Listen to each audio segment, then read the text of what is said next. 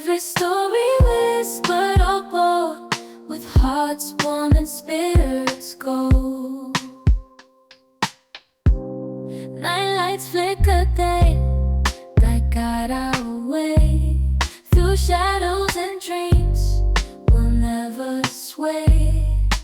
Words unspoken, we hold them tight in these streets under moonlight. What's up, YouTube? We got another banger. Hello, Cindy. Hi, how are you? How are you today? I'm hanging in there. Tell us a little bit about yourself.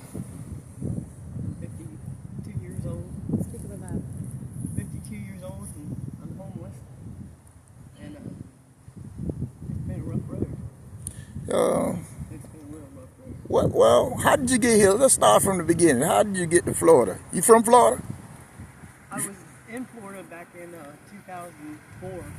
And in 2004, 5, and 6, I helped homeless people over on Middlesex, New Hampshire. Where you from originally? Cincinnati. Cincinnati. Okay. And you came here with your family? I came down here with Mark Mays. He's my fiance. And we came down here because I had called Habib Shank down there at the Best Value Motel. And I told him that we were homeless and we needed help. And he said, come on down to Florida. Well, who is Habib Shank? Habib runs the Best Value Motel down there. How'd you know him? I knew him from back in 2004 and 5 and 6, all the way to 2012. And y'all became good friends. We did. And, He invited you to come on down. yeah, he said, get the tickets, and he said, and I'll pay for them. And we went ahead and went to the ministries in Hillsborough, Ohio, sent us down here after they had talked to Sue. And Sue told them they had work for us down here. And then he actually had told us to, in Ohio, to find a motel up there. And it didn't matter what the cost was. And we looked around for it and we couldn't find anything. So I got back to him later on after we had been It's okay, honey. Take your time. As you guys can see, Cindy is very emotional at the moment because she's going through a whole lot. We understand. And in Cincinnati, Ohio, we became homeless during the COVID. You still have family in Cincinnati? My mother and father just passed away. My dad passed away back in September. My mom passed away a year and a half ago in March. And I've got a son and 3 beautiful grandchildren In Ohio? in Ohio. Yeah, So what's keeping you from just going back home? they don't understand. You don't want to go back home? Because they don't want me there. Oh, They don't want me. Why come they don't want you? Because of misunderstanding. It was a big misunderstanding. It was during the COVID. I had gotten hurt back in 2017 at work. And the workman's comp and all that. I was at a greenhouse. I fell into the nursery in the greenhouse. And when I fell into a hole and slipped and hurt both my knees, my back, and I fell into the chemicals that were in the greenhouse. The greenhouse was flooded that day. And I had to have surgery on both my knees, and I had to have surgery on my back, but I never had the surgery on my back. Workman's comp. Well, when I had surgery, I developed vertigo, and then they put me on Percocets. And when they put me on the Percocets, I never took anything like that, as far as prescription pills. Right. And are you still on prescription pills? no. Any kind of drugs or alcohol? I self-medicate. Self-medicated? Yeah, I'm not what people think as far as an intravenous user or nothing like that. I do it for the pain and pain only. And I'm not a heroin addict at all. And that's what my family thought, that I was on heroin, and I wasn't. It was a big sibling rivalry that happened, and we got kicked out of my old man's family home. He lived there for 30 years, and his brother decided to go ahead and evict Mark. And when he evicted Mark off his property after 30 years, it was pretty devastating to both of us. So the guy that what's his name that brought you here? Habib. The Habib. He kicked your husband off the property. Yeah. No, off this property, up in Leesburg, yeah. Okay, so what landed you in the situation you in now? Homeless. During the COVID.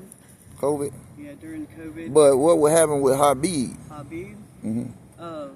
We came down here fresh off the streets, and he failed to see that I was going through stages and I needed a break, and he tried to work us right away, and my body rejected it.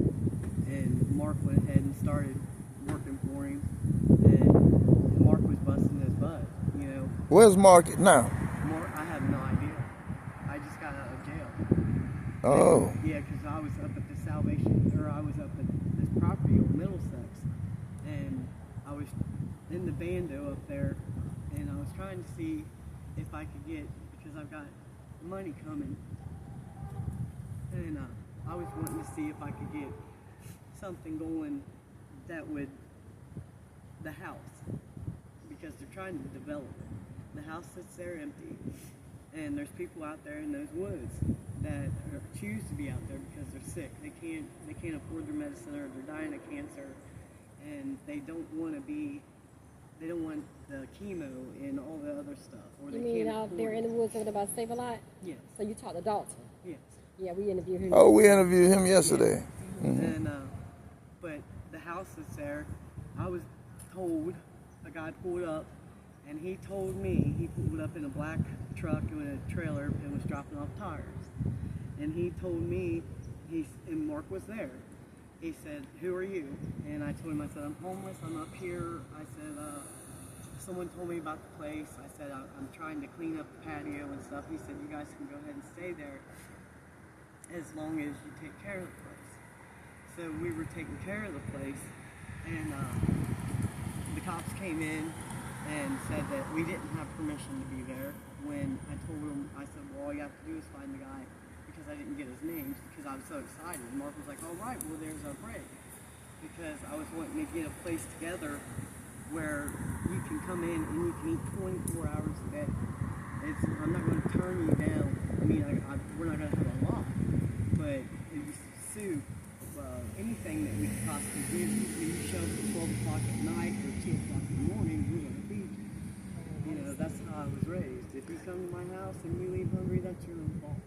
How long have you been out of jail? I just got out of jail yesterday. Yesterday. Yeah, So you've been how long? I was in jail for 15 days, but I was in jail again prior to that due to some lies and stuff that were made. So how can we help you today? Or what kind of help do you need? I need shelter. Shelter. Is what I You ever need. tried any of the shelters around here? No, the shelters won't take me because I have domestic violence and battery. Okay. Yeah, and the battery, I pled guilty to the battery, but it wasn't battery. I was trying to hold my old man back because he was getting ready to cross the road and he almost got hit by a car. And the people said that I was beating on him. I wasn't beating on him. Habib told him that his brother had sent him some money. And so Mark was headed over there, and I said, "Don't go over there anymore. He's been through enough." And Mark said, I'm going over there. We were in the hospital 2 days prior. We were delusional and everything else because the potassium levels, we were dehydrated. We didn't have any nutrients in our body. And the hospital let us go. They didn't keep us there overnight. And then we went back the next day, and they done the same thing. Well, we went ahead and got separated that night. And then the next morning we got together And he said, well, I've got to go over here. Habib's got money for me. He's got to be some money. And Habib lied. Habib lied. And that's what caused all that, because Mark was just beside himself. He was like, I need to go over here, get this money. And I said, no, Mark, just leave it alone. I said, things ain't right over there. And he said, I'm going. And he went to step out in the traffic, and I grabbed the hold of him, threw him down on the ground, and was trying to hold him down. And that's when the cops were called. And they said that people see me beating him up. And I wasn't beating him up. I was trying to restrain him from going across the street. But what did he tell the police? He said, don't arrest her. He said, I love her. He said, don't arrest her. She, and they went ahead and arrested me anyways. They said, because they had gotten 3 calls. And instead of taking one or just listening to us, they just threw me in the car and took me off. And then the same thing just here recently, because I was sitting, they trespassed me off that same property where the abandoned was. And we came out of the woods, and the cops had moved down there off this property where the property line was. And I said, okay, so we moved down there. Well, the Salvation Army, they seen us there. And the Salvation Army came in. I was set up. I had all my tools and stuff. I was actually getting ready to draw, because I do sketches and artwork now. Awesome. Yeah, I do too. That's something that just came about when I turned 50. And I was like, wow, okay, so, I had pulled canvases up out of the ground back there on that property and shook them off, and you could see, details of where I could pick it up and draw. And it was like of Indians and stuff like that. Okay, let me ask you a question. What's your health status? My health status? My health status is I've got degenerative bone disease. Okay. And I have PTSD. And I have separation anxiety disorder. And manic depressive. Have you tried disability? Applying for disability? I have applied for disability, and that's where my disability is going, is to hobbies. And Oh, so you get disability? not yet. That's why I don't have a telephone with minutes and stuff, so I keep calling them. And it seems like nobody wants you to use their telephone. So You have ID and all that? I have an ID now because I got the jail ID. Yeah. But They give you ID in jail? You get a picture ID. You know when you go to jail, you take pictures of your ID. I never knew that. Oh yeah, they ID you. And you get this little ID card. Your name on there, and it's like an inmate ID. yeah. And So you could use that to get a state ID. I might be able to. That's why I was headed to the Benevolent Center today to see if it would. Benevolent Center, what is that? Right up there, we just passed that. They do all kinds of different For men? A men's shelter? Just a little above that. They do like give you food, all kinds of stuff they do. Check that out. So we're going to have to go investigate them. So, But the Salvation Army, when I was sitting there, the Salvation Army came around and they said, are you guys in need? And I said, yes, we are. So he helped Mark with his card and stuff. And then, because he's getting disability. And he told me, he said, you sit here for a couple days. I said, is it okay if I sit right here? He said, yes, you stay right here in sight where I can see you. That way I know how to get a hold of you, because I don't have a telephone ring. Well, me and Mark set up a little lean-to right there, and the police officer said the day prior, 2 days prior, that they didn't want our kind in this town anymore because we were trash, and all we did was steal. And what the police officer said? The police Yeah, that's so officer said nasty. that. That's so wrong. He said, we don't want your kind here. You need to go out of the city limits. You need to go over there to the county. And I'm like, well, where at? And they were like, well, you have to go down there and around there. And they wouldn't take us where we needed to go. But the Salvation Army, that particular morning, we may have to move. That's in noise. but the Salvation Army was supposed to be there. And the cop pulled the lean-to off, and he said, what are you doing here? I trespassed you off here. You're going to jail now. I said, but I'm not. I'm off the property. they were running all over the place. He was like, yeah, it is, no, it is, yeah, it is. And I was like, well, no, they said right here, past the meter. So he went ahead and arrested me. I know you got scratches on your face. What happened? That's me, like now. So you wouldn't know how to find Mark? No, I don't know where to find Mark. You don't know any of his friends or anybody, family or anything? He knows where he's at, but he went to Jacksonville. They said, somebody said that he got his money and he left me. Somebody said that he was helping Nicole move her stuff to Jacksonville and he'd be back in 3 days. It's been 3 days. He's not back. I don't know if he's left. Okay, this hobby person, is he supposed to be your paid representative for your disability or whatever? No. Will all your mail go to his place or something? Yeah, my dad, I have an inheritance coming too. Mm-hmm. And the inheritance money I was going to put towards, actually, part of it towards helping homeless people and try to get that house up and running. That's a good thing. To where we get water running in there for the people out there in the woods. They need to come in and take a shower. You can come in and take a shower. Oh, you mean the house that's out there near the wood? Yeah, by Dalton. Yeah, that helps. Oh, I remember that That'd house. be nice if you could do that. It's actually, it's a nice house. Well, we're going there today to catch back up with Dalton, Mr. Dalton, and see how he's living and see how things are going. Cause Dalton's a good person, and when you go down there in the homeless camps, which I'm actually supposed to be down the road from him, and they said Mark set up a tent and stuff for me, but I don't know where to find him. Dalton will know you think? maybe Dalton knows. Yeah, he might know. So, yeah. Okay. So we're going to try to wrap up this video. We're going to get some information from you. And if anybody donates to you, then we're going to hunt you down and give you this envelope with anything anybody donates to you to help you. You know what I'm saying? Yeah. So we're going to get information about where we can locate you, where we can find you when we need you. And we're going to try to see my wife, she's on it. She's going to try to help you get the things that you need. You see what I'm saying? So. I mean, it'd be God sent, really, it would be. I mean, 'cause when we did get evicted, we went to Claremont County, Ohio, and Claremont County, Ohio, the magistrate, I had paperwork stating that I was not to be moved because they had just diagnosed me with PTSD, and I had the covenant before the covenant was a covenant.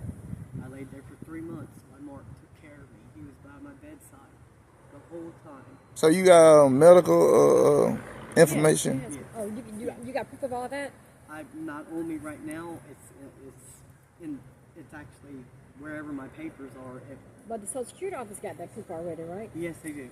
Yeah, the Social Security office has it. Okay. We'll learn more about that later. If anybody want to watch this video, and not want to watch, anybody watching this video want to donate to Cindy and help her get off the streets and whatever else we can do for Cindy, just send your donations to the Cash App that's in the description. I might post it on the video. And please write on it for Cindy. And anybody that you want to help, write their name on the Cash App once you send it. There's an area where you can write and tell me who this money is for.